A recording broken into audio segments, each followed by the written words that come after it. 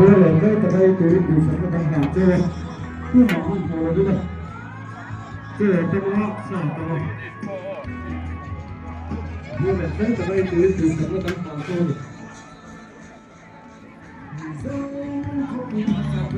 thì vừa là cái tấm tỏ tờ vì nó mà riêng chuyện phần lý để ý thì người con từ chiều mà là cái mới về này nhưng mà chưa còn ai thì nó có gì thêm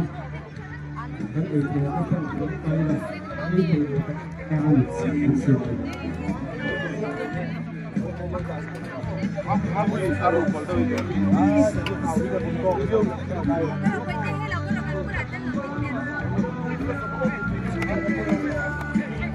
xí sáng sớm thua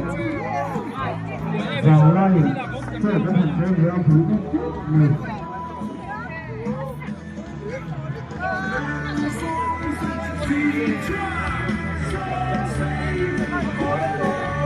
Chúng ta thoát nó cũng lắm xuống xe đi rồi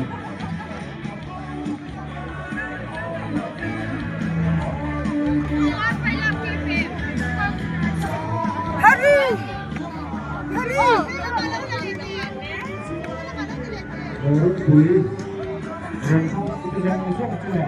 rồi quý chưa